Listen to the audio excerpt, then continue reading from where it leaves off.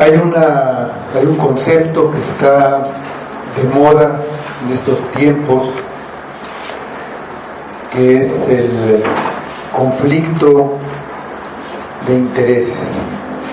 Eso, pues entienden que alguien que está en una posición de decidir tiene que tomar una decisión, pero al mismo tiempo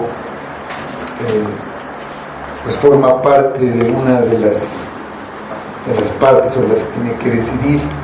Entonces obviamente eso no puede tomar una decisión correcta y justa. Si yo soy presidente de la República y pongo a los ministros de la Suprema Corte, que son esposas de mis amigos, pues ya no es ético ni correcto, y eso es ciertamente corrupción, pero es nada más un ejemplo. Vamos a ver aquí en el Evangelio de Marcos esta parte de que alguien es juez y parte.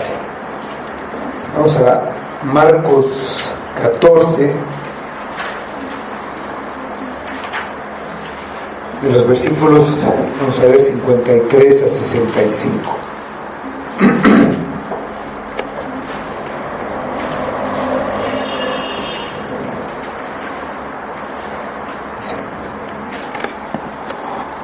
Trajeron pues a Jesús al sumo sacerdote, y se reunieron todos los principales sacerdotes y los ancianos y los escribas.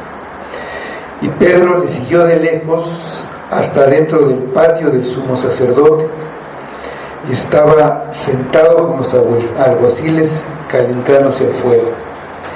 Y los principales sacerdotes y todo el concilio buscaban testimonio contra Jesús para entregarle a la muerte, pero no lo hallaban, porque muchos decían falso testimonio contra él, mas sus testimonios no concordaban. Entonces, levantándose unos, dieron falso testimonio contra él, diciendo: nosotros le hemos oído decir, yo derribaré este templo hecho a mano, y en 3 días edificaré otro hecho sin mano. Pero ni aun así concordaban el testimonio.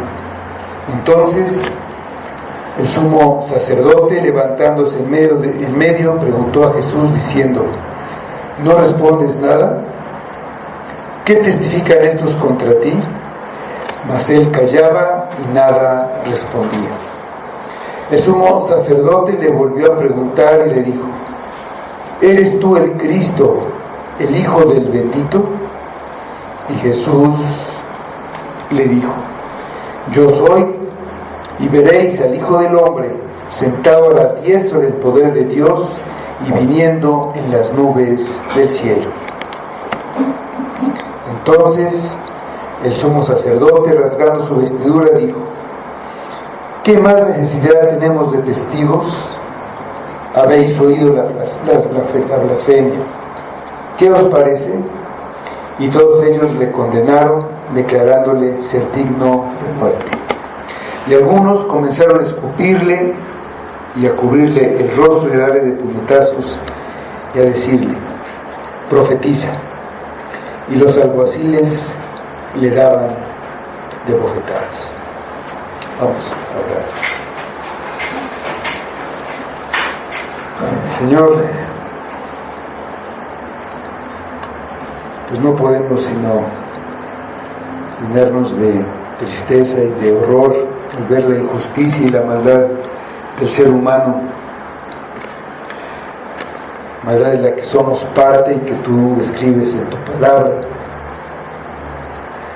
Y pues te pedimos tu gracia, tu misericordia, para que podamos ver a Cristo, aquilatarlo en lo que vale, ver lo que es, lo que hizo a nuestro favor, y necesitamos, para poder entenderlo y para poder creerlo, la obra de tu Espíritu en cada uno.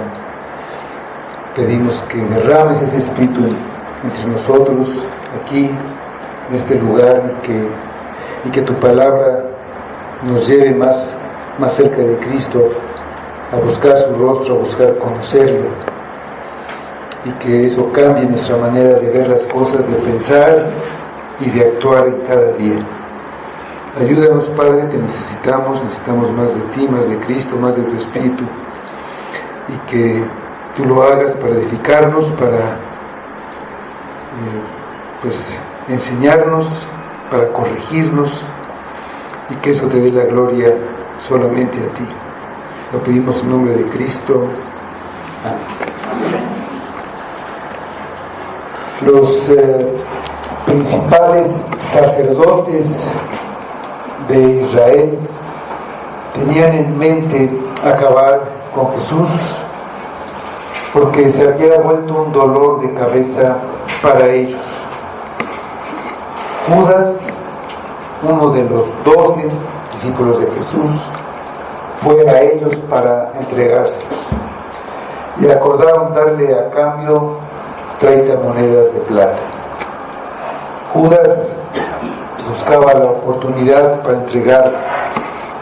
Esta oportunidad llegó durante la fiesta de Pascua de Jesús con sus discípulos, la que celebraron en un aposento alto en una casa de Jerusalén. Judas salió de esa casa antes de que terminara la fiesta y fue a delatarlo, a delatar el lugar donde estaba con los sacerdotes. Jesús y los 11 que quedaban se quedaron a terminar la celebración, y al terminar salieron de la ciudad y fueron al huerto de Getsemaní, donde Jesús libró una intensa batalla espiritual en oración, mientras sus discípulos fueron incapaces de orar con él y se quedaron dormidos. Los despertó cuando Judas, al frente de un pequeño ejército que habían reunido los sacerdotes, se acercaba. La señal convenida para identificar a Jesús era un beso que Judas le daría. En medio de la oscuridad, Judas se acercó y lo besó.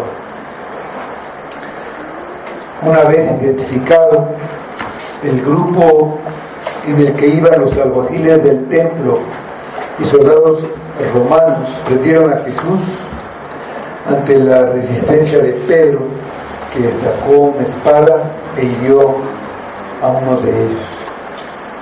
Jesús le ordenó que guardara la espada. A los que venían contra él les hizo ver lo absurdo que era la manera en que llegaban contra él, y les dijo: como contra un ladrón habéis salido con espadas y con palos para prenderme. Cada día estaba con vosotros enseñando en el templo y no me prendisteis, pero es así para que se cumplan las Escrituras. Cuando los discípulos vieron que Jesús no iba a hacer uso de su poder, no iba a hacer nada para defenderse en contra de sus enemigos, los discípulos huyeron y lo dejaron solo. Si llegamos a nuestro pasaje, y primero es el sumo sacerdote.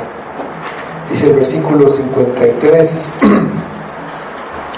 trajeron pues a Jesús al sumo sacerdote, y se reunieron todos los principales sacerdotes y los ancianos y los escribas. Aquí se inicia el proceso que finalmente llevaría a Jesús a la muerte. Fue sometido a 2 juicios: uno religioso ante las autoridades judías, que consistió en una comparecencia ante Anás; el juicio que se menciona en este versículo ante el sumo sacerdote, todos los principales sacerdotes, los escribas y los ancianos; y otro juicio muy de mañana antes de llevarlo a Pilatos, como Marcos narra al principio del capítulo 15. El otro fue un juicio civil ante las autoridades romanas, también en 3 partes. Primero ante Pilato, después ante el rey Herodes y otra vez ante Pilato. La razón de este doble proceso es que aunque el Sanedrín, que era el tribunal supremo, algo así como la suprema corte de justicia del pueblo judío, estaba determinado a condenar a Jesús a pena de muerte, al estar la nación bajo la ocupación romana, solo tenían autoridad para juzgar asuntos religiosos entre ellos, pero no tenían permitido dar muerte a nadie. Por ese motivo era necesario que después de ser juzgado por el tribunal judío, el caso fuera enviado al gobernador romano para que confirmara la sentencia, hiciera de muerte, entonces la ejecutara. Por eso la acusación contra Jesús debía ser algo que mereciera la pena de muerte para los romanos, como sería la rebelión en contra del emperador. Los judíos sabían que Pilato no condenaría a muerte a una persona porque no respetara el día de reposo, porque no guardara sus tradiciones, o porque tuviera puntos de vista diferentes a los que ellos tenían en asuntos como el divorcio, la resurrección de los muertos, o porque condenara la falsa religión de los escribas y fariseos. Nada de eso hubiera sido tenido en cuenta como delito grave en un tribunal romano. La acusación que pensaron que podía servirles era que Jesús era el Mesías, un rey. Eso sí amenazaría el poder romano. Pensaron que podían encontrar pruebas que sirvieran para demostrar a Pilato que Jesús era un peligro, era algo grave. Por ejemplo, esa entrada que Jesús había hecho a la ciudad de Jerusalén unos días antes, cuando la multitud lo aclamó como aquel que venía a establecer el reino de David. También los dichos en el templo reclamando autoridad, decían, la autoridad del rey. Y también las muchas muestras de simpatía de muchos del pueblo, la popularidad que él tenía. Así que se reunieron esa misma noche para sustentar el caso y presentarlo para convencer a Pilato de la peligrosidad de Jesús y la conveniencia para los judíos y para los romanos de matarlo. Marcos no registró una audiencia preliminar ante Anás, que era el verdadero poder detrás del trono. Él había sido sumo sacerdote y fue destituido por los romanos. Hubo otros sumos sacerdotes, pero él siempre conservó la influencia sobre todos ellos. Y de hecho muchos todavía le decían que conservaba el título de sumo sacerdote, como si pudiera haber dos, pero era tal su prestigio, su poder, y lo respetaban que así era. Él era quien movía los hilos desde atrás, era quien realmente tenía el poder. Era suegro de Caifás, quien en ese momento ocupaba el puesto de sumo sacerdote. Así lo explica Juan en el Evangelio de Juan, en el capítulo 18, los versículos 12 a 14. Dice Juan: entonces la compañía de soldados, el tribuno y los alguaciles de los judíos prendieron a Jesús y le ataron, y les llevaron primeramente a Anás, porque era suegro de Caifás, que era sumo sacerdote aquel año.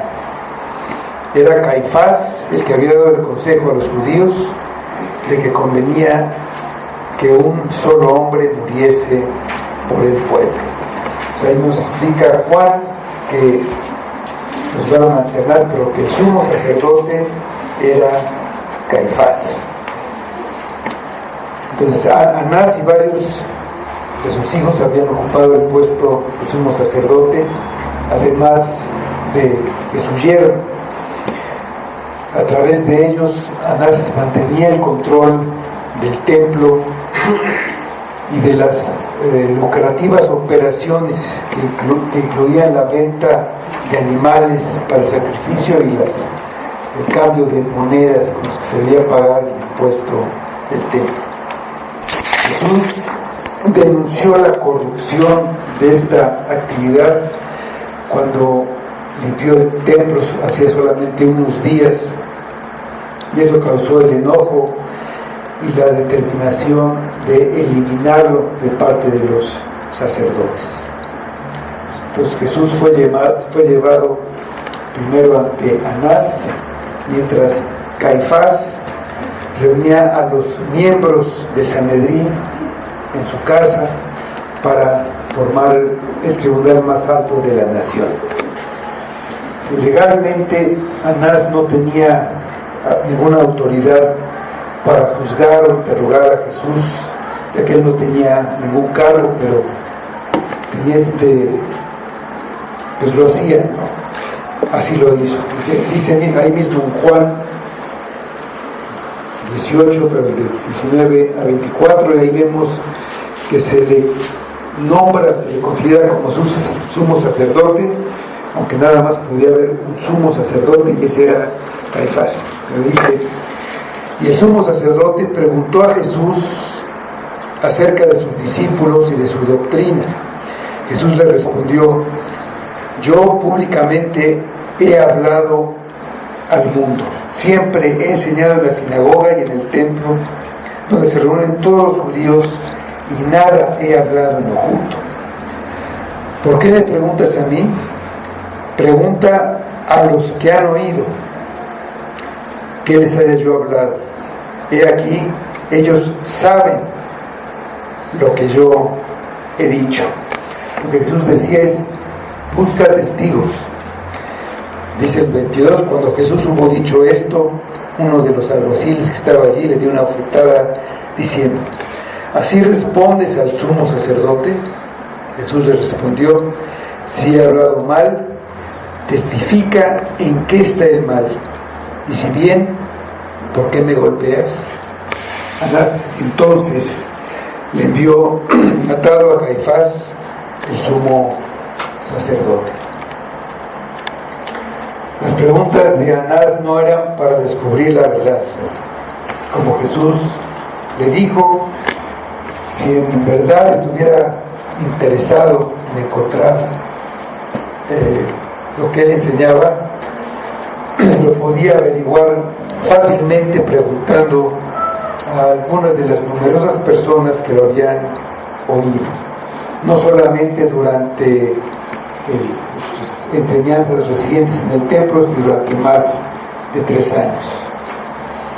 Esta respuesta que le dio Jesús a Anás le recordaba que su obligación era llamar a testigos para inquirir, para buscar, para investigar, entonces poder levantar cargos. Se necesitaban 2 o 3 para confirmar una acusación según la ley. La respuesta de Jesús no tuvo nada incorrecto o inadecuado, pero puso al descubierto que Anás no estaba actuando conforme a la ley y lo que quería hacer era esperar que Jesús dijera algo que pudiera atraparlo y tener de qué acusarlo. Por lo que cuando le contestó así, uno de los alguaciles usó la violencia y lo golpeó, lo que también era ilegal, y Jesús se lo hizo matar. Al no haber testigos, el deber del juzgador era poner en libertad al acusado. Anás tenía muchas razones para odiar a Jesús. Además de haber sacado del templo a los comerciantes a los que él les vendía la concesión, había denunciado la falsa religión con que la clase sacerdotal intimidaba y dominaba al pueblo, porque era una amenaza para el poder y el estado de las cosas como estaban. Como no tuvo nada de acusarlo, no pudo encontrar nada, que era su intención condenarlo a muerte, en lugar de liberarlo, lo que era su deber como un juzgador honesto, lo envió a Caifás y a los que se habían reunido con él para que hicieran otro intento de inventar un delito para condenarlo a muerte. Caifás era una persona convenenciera y manipuladora, un oportunista que no conocía el significado de la lealtad. Hacía lo que le convenía sin importarle si era correcto o no, si estaba bien o mal. De él había sido el argumento de matar a Jesús, pero no durante la fiesta, para que no se haga alboroto en el pueblo. No importaba si Jesús era culpable, si merecía ser juzgado, sino convenía matarlo, pero no que no se hiciera alboroto. Pues no dudaba en matar a un inocente para quitarse un problema de encima. Lo que él codiciaba lo hacía aparecer como si fuera algo necesario para el bien de la nación. Había provocado la envidia de los dirigentes en contra de Jesús y estaba dispuesto a hacer todo tipo de trampas para lograr la condena de Jesús. Pues mientras Jesús estaba en Getsemaní, Judas llegó al grupo de este grupo armado. Mientras esto pasaba, Caifás mandó reunir a todo el Sanedrín. Esto llevaba algún tiempo, había que ir a llamarlos. Algunos venían de lugares no tan cercanos. Entonces mandó llamar a, todos los principales sacerdotes, los ancianos y los escribas. Sin embargo, no estaban todos presentes. Por lo menos José de Arimatea, que era miembro del concilio, según lo constatan los evangelios, y discípulo de Jesús, no estaba presente, y es muy posible que otros que no estaban tan a favor de esta política de los sacerdotes estuvieran ahí. En el caso de un juicio para condenar a alguien a muerte, debía estar presente todo el Sanedrín. Estaba formado por 70 personas de estos tres grupos, más el sumo sacerdote. El número era 71, era un número impar, no, para que si había votación no pudiera haber un empate. Esa era la finalidad, pero tenía que estar completo en un caso así. Y dice el versículo 54: y Pedro le siguió de lejos hasta dentro del patio del sumo sacerdote, y estaba sentado con los alguaciles calentándose al fuego. Pues como varias veces ha hecho, Marcos introduce aquí otra historia que va a interrumpir para volver a ella después de que termina con la primera historia del juicio de Jesús. Una razón por la que Marcos hace esto es para que notemos el gran contraste que hay entre el comportamiento de Pedro y el de Jesús.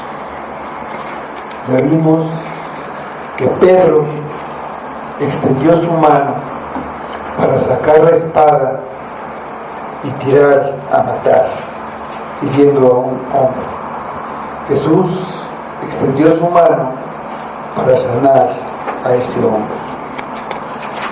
Pedro buscó su propia seguridad y después de su arrebato huyó junto con los demás discípulos, en cierta forma traicionando al que dijo que nunca dejaría.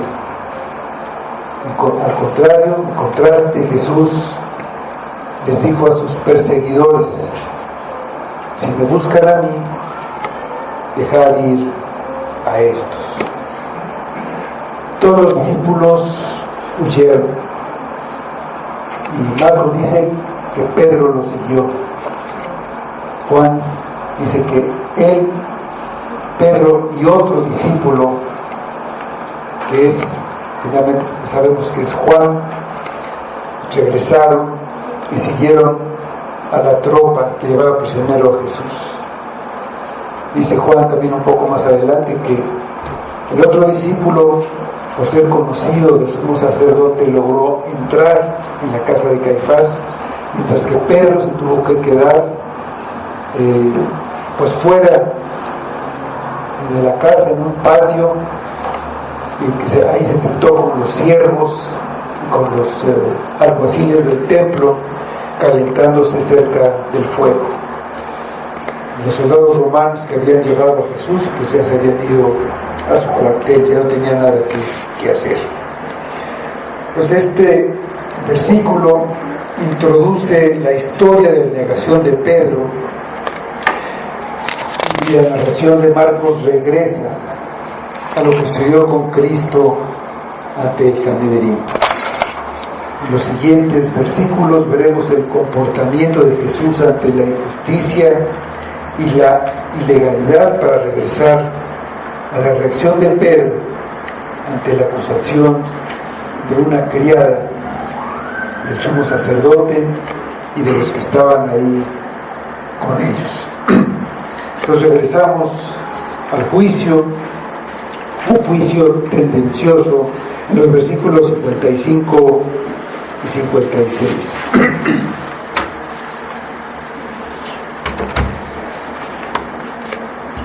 Y los principales sacerdotes y todo el concilio buscaban testimonio contra Jesús para entregarle a la muerte, pero no lo hallaron, porque muchos decían falso testimonio contra él, mas sus testimonios no concordaban. El Sanedrín se había reunido urgentemente para juzgar a Jesús. Todo el proceso fue una simulación, no tenía otra finalidad que la de dar una apariencia de legalidad a un crimen que ya estaba determinado. Antes de que el Sanedrín se reuniera, ya habían acordado la muerte de Cristo. De hecho, desde que resucitó a Lázaro, lo habían determinado y después seguían con ese objetivo. Ahí Marcos, en el capítulo 14, versículo 1, dice: 2 días después era la Pascua y la fiesta de los panes sin levadura, y buscaban los principales sacerdotes y los escribas cómo prenderle por engaño y matarle. La sentencia de muerte ya estaba acordada antes de empezar el juicio. El juicio se desarrolló con una rapidez inusual. No era normal reunir al Sanedrín en la noche para juzgar a un acusado y tampoco era legal. Un juicio así debía celebrarse de día, nunca antes de un día de reposo, y se debía reunir después de 24 horas para dar tiempo de presentar testigos y pruebas. Y desde luego, dentro de lo que pasó dentro del juicio, era un crimen presentar falso testimonio. A lo largo de la historia, Israel había desarrollado todo un sistema para tratar de hacer justicia, y hacían un esfuerzo para cumplir con las instrucciones que Dios les había dado para los juicios. Una de esas ordenanzas la tenemos en Deuteronomio 19, versículos 16 a 19.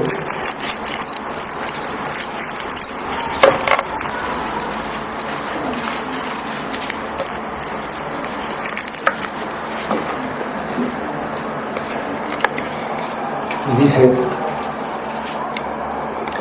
cuando se levantare testigo falso contra alguno para testificar contra él, entonces los dos litigantes se presentarán delante de Jehová y delante de los sacerdotes y de los jueces que hubieren aquellos días.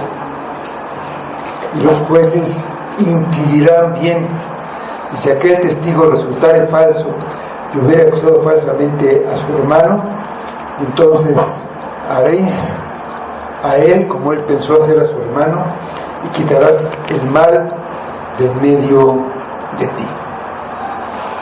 Entonces vemos que los litigantes, los que acusaban, los testigos y los jueces debían inquirir, debían investigar. Esta es la labor de los jueces del Sanedrín. En este caso, el Sanedrín no buscaba hacer justicia. Actuaba de noche, con rapidez, por temor a las posibles reacciones de las multitudes. Pensaron que la mejor manera de que su plan diera resultado era presentar a Jesús esa misma mañana ante Pilato como reo convicto. Era madrugada, estaba a punto de amanecer cuando estaban haciendo el juicio. Así no daban tiempo a que los seguidores de Jesús pudieran reaccionar.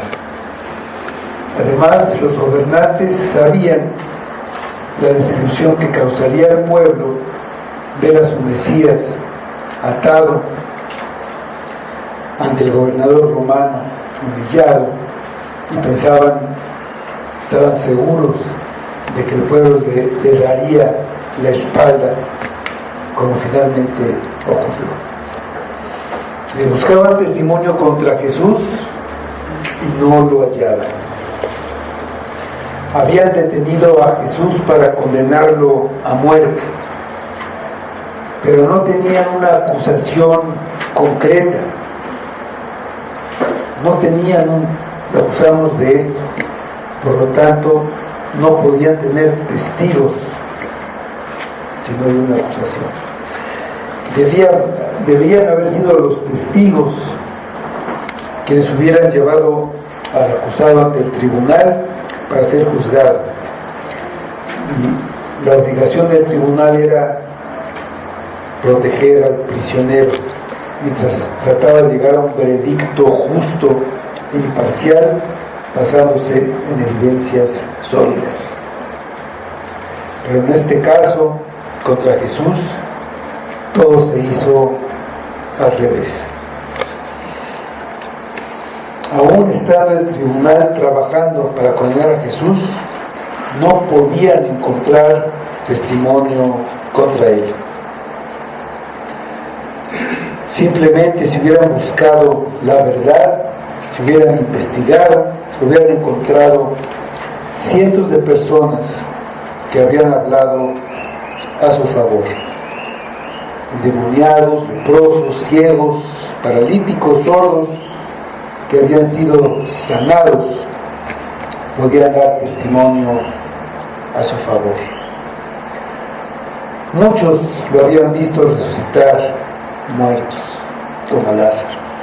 Lo habían visto multiplicar panes y peces para dar de comer a multitudes. Lo habían visto calmar tormentas, tempestades.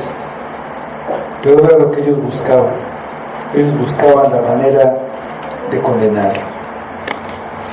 Se presentaban testigos falsos y además sus testimonios no concordaban. El tribunal debía castigar eso con la pena de muerte, que era lo que querían lograr los falsos testigos. Pero triunfó la injusticia y los sacerdotes seguían escuchando lo que sabían que eran mentiras. La mentira y las falsas acusaciones son la principal arma de Satanás, y fue lo que usó para culpar a un inocente. Dicen los versículos 57 a 59. Entonces, levantándose unos, dieron falso testimonio contra él, diciendo: nosotros le hemos oído decir, yo derribaré este templo hecho a mano, y en 3 días edificaré otro hecho sin mano. Pero ni aun así concordaban en el testimonio. Finalmente presentaron a 2 testigos, o 2 o más, que acusaron a Jesús por algo que él había dicho 3 años antes, durante la primera purificación del templo, pero distorsionando las palabras de Jesús. Él había dicho, es por lo que podemos ver en Juan 2:19, él dijo: destruid este templo y en 3 días lo levantaré. En esa ocasión estaba hablando de su cuerpo como un templo, no del edificio que acababa de purificar. No dijo que él lo destruiría. Había hablado de los judíos destruyendo su propio templo. Destruir este templo, había dicho. Tampoco dijo eso de que un templo hecho con mano, refiriéndose a manos humanas, y dijo edificarlo sin mano, como si lo fuera a reedificar de manera sobrenatural. La acusación era de que Jesús era una especie de terrorista que quería destruir el templo, y profanar o destruir un lugar de adoración era un crimen grave. Con toda la mala intención mezclaron la verdad con la mentira, lo que es más difícil de rebatir. Los testigos tenían que presentarse, dar su testimonio por separado, y los detalles de sus relatos no concordaban. Lo que procedía era dejar en libertad a Jesús. Dice el versículo 60: entonces el sumo sacerdote, levantándose en medio, preguntó a Jesús diciendo: ¿no respondes nada? ¿Qué testifican estos contra ti? Jesús podía haber destruido la acusación, demostrando que era una interpretación errónea lo que decían los testigos, que además estaban distorsionando lo que él había dicho. Él podía haber explicado todo esto, pero sabía que el propósito de ese juicio no era sacar a la luz la verdad, sino hacer que la mentira triunfara, de manera que guardó silencio. Eso causó la irritación de Caifás, que presidía el tribunal, hacía la labor como de juez principal. Era el que juzgaba, no era el que debía presentar cargos. Y fue más allá de solamente conducir el juicio. Y usó la reunión para conseguir un testimonio para condenar a muerte a Jesús. Se levantó y preguntó: ¿no respondes nada? No le preguntó, bueno, ¿qué dijiste? ¿O qué hiciste? Sino le preguntó entonces acerca de lo que decían sus acusadores. Explícanos, ¿qué testifican estos contra ti? ¿Qué dicen? Dando por sentado que lo que ellos decían, los testigos falsos, era verdad.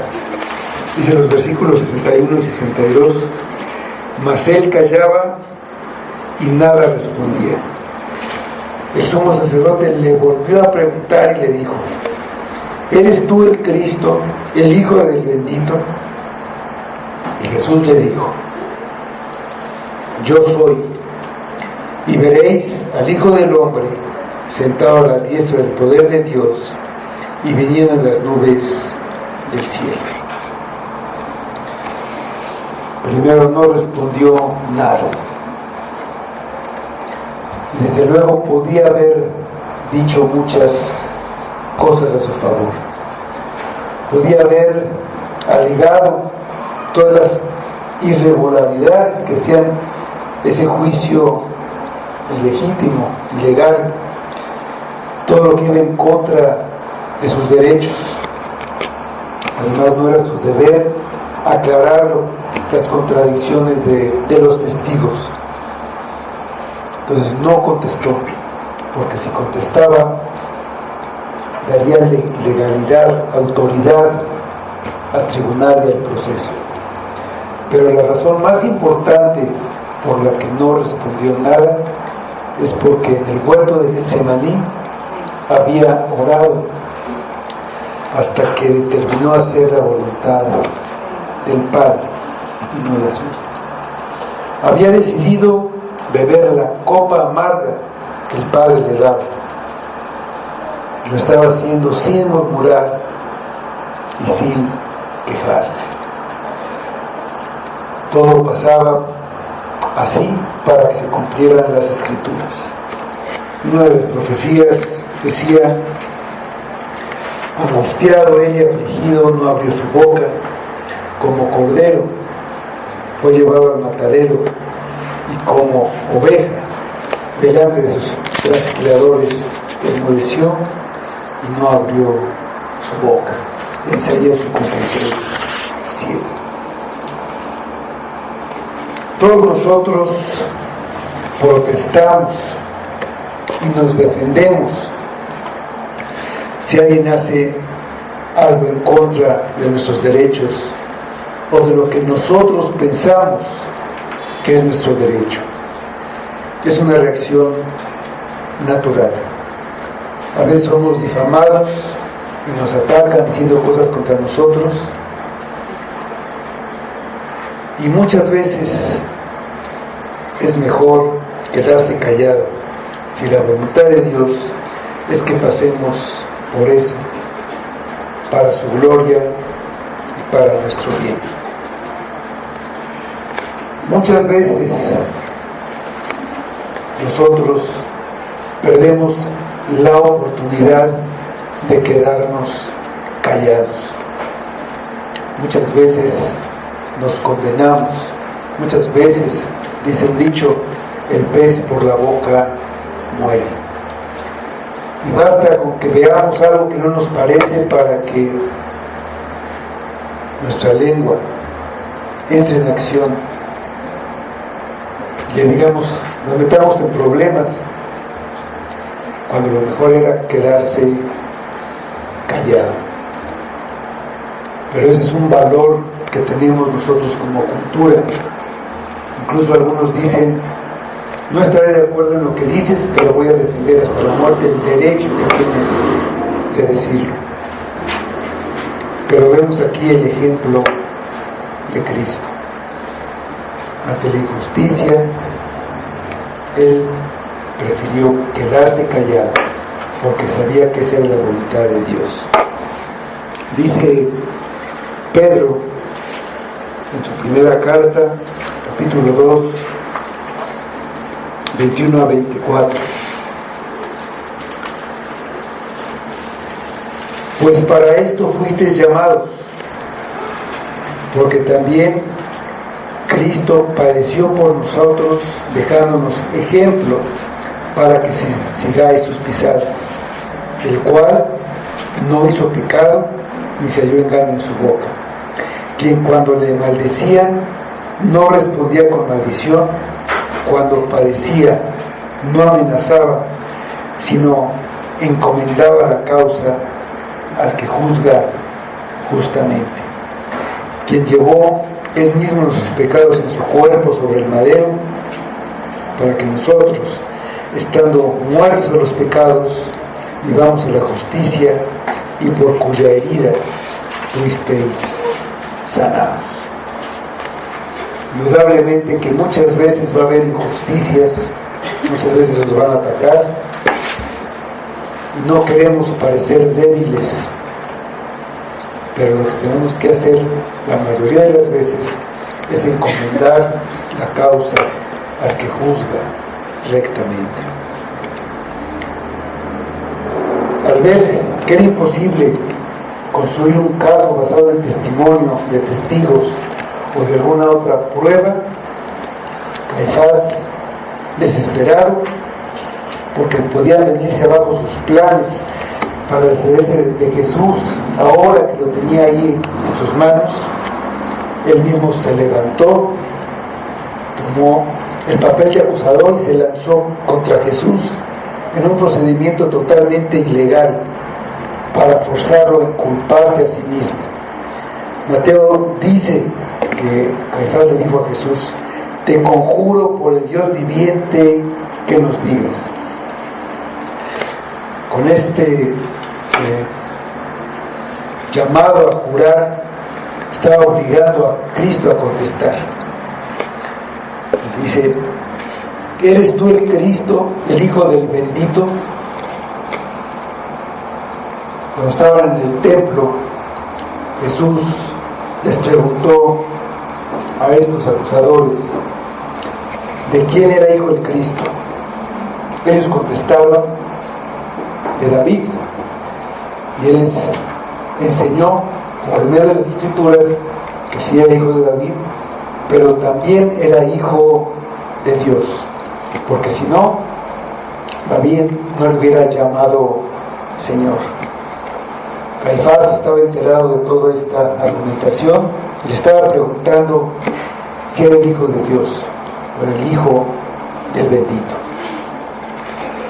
Para los judíos, ser hijo de Dios era lo mismo que ser Dios.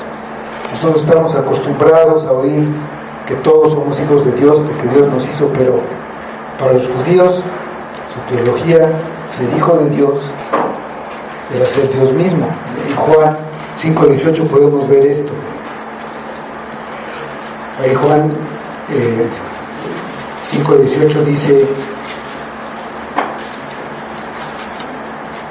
por esto los judíos aún más procuraban matarle, porque no solo quebrantaba el día de reposo, sino que también decía que Dios era su Padre, su propio Padre, haciéndose igual a Dios. Entonces la pregunta del sumo sacerdote era que si él decía que era Dios, Jesús le dijo: yo soy. En muchas ocasiones y de muchas maneras Jesús había dicho que era el Mesías. Recientemente él había dicho que él era la piedra que desecharon los edificadores y se señaló como el Hijo del Hombre viniendo en las nubes con gran poder y gloria. Y cuando estaba diciendo la parábola de los labradores malvados. Ahora, una vez más, lo declaraba ante el Sanedrín, ante la máxima autoridad de la nación. Y además usó el nombre con el que Dios se dio a conocer a su pueblo, por medio de Moisés. Ve y diles que yo soy, te mando. Yo soy. Caifás presentó una pregunta que creía que acorralaría a Jesús. Si él contestaba que no, puede decir, ya ven, es un mentiroso, nosotros lo decíamos. Perdería su prestigio, su autoridad, por lo que tenía seguidores. No soy, era la única respuesta que dejaría satisfecho a Caifás. Pero él respondió, yo soy. No solo eso, sino que añadió, y veréis al Hijo del Hombre sentado a la diestra del poder de Dios y viniendo en las nubes del cielo. Así fue como el profeta Daniel había visto venir al Redentor. En Daniel 7, 13 y 14. No lo vamos a leer ahora, ya hemos mencionado esto, pero los sacerdotes, los escribas, los fariseos conocían las escrituras y sabían que se estaba refiriendo a esta profecía, diciendo que era el que era Dios, que iba a venir. También David había escrito en un salmo que pusiera a sus enemigos bajo sus pies, el Salmo 110. Y era como Jesús se había descrito a sí mismo. Jesús regresará un día con todo su poder como juez, y todos los miembros del Sanedrín que lo estaban juzgando serían juzgados por ese crimen que estaban cometiendo. Tenemos por último el veredicto en los versículos 63 a 65. Entonces el sumo sacerdote, rasgando su vestidura, dijo: ¿qué más necesidad tenemos de testigos? Habéis oído la blasfemia. ¿Qué os parece? Y todos ellos le condenaron, declarándoles ser digno de muerte. Y algunos comenzaron a escupirle y a cubrirle el rostro y a darle de puñetazos y a decirle: profetiza. Y los alguaciles le daban de bofetadas. Rasgar las vestiduras era un símbolo de pesar, de dolor y de indignación. Había una disposición de que el sumo sacerdote no podía rasgar sus vestiduras, no podía ponerse de luto por la investidura que tenía. En Levítico 21:10 ahí lo dice, pero la tradición le permitía rasgar sus vestidos solamente cuando el nombre de Dios era blasfemado. Caifás fingió honrar a Dios rasgando su ropa, pero en realidad por dentro estaba feliz porque había logrado lo que necesitaba para condenar a Jesús. Caifás se volvió hacia el resto de Sanedrín, exclamando con una expresión de triunfo: ¿qué más necesidad tenemos de testigos? Habéis oído la blasfemia. ¿Qué os parece? La pregunta indicaba que el caso estaba cerrado. Ya no necesitaban nada más. Para dictar la sentencia debía transcurrir por lo menos un día completo siguiendo las reglas, pero no querían correr ningún riesgo y lo harían enseguida. Dice Marcos que muy de mañana, para inmediatamente llevarlo ante Pilato seguros de que lo podían convencer de que lo condenaran a muerte. La acusación fue de que era un blasfemo. Y la blasfemia es maldecir el nombre de Dios. Él no lo había hecho, solo contestó bajo juramento la pregunta que le hizo el sumo sacerdote. Jesús no fue condenado a morir en la cruz por algún pecado o algún delito que hubiera cometido, sino únicamente por afirmar ser Dios.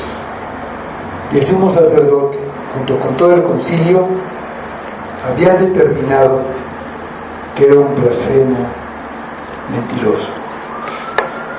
Entonces, algunos comenzaron a escupirle, una manifestación de desprecio, a golpearlo y a burlarse. Solamente estaban siguiendo el ejemplo de los magistrados y solamente estaban violando la ley y los derechos del acusado. Mientras tanto, el Sanedrín daba su aprobación, mirando sin hacer nada, y una vez más se cumplían las Escrituras. Di mi cuerpo a los heridores y mis mejillas a los que comenzaban a lavar. No escondí mi rostro de injurias y de esputos. Esputos son los escopitajos. Esto está en Isaías 56. Ellos, el Sanedrín, vieron a Cristo, tuvieron enfrente la evidencia, y era la evidencia que ellos querían, que ellos buscaban. Había mucho más evidencia que conocían y también la tenían delante de ellos, pero no la quisieron tomar en cuenta. No había más que dos posibilidades. Jesús era un blasfemo mentiroso, o era verdad que era el Hijo de Dios, el Hijo del bendito, Dios mismo, que había venido a salvar a sus enemigos que se negaban a creer en Él, que lo acusaban falsamente y lo maltrataban.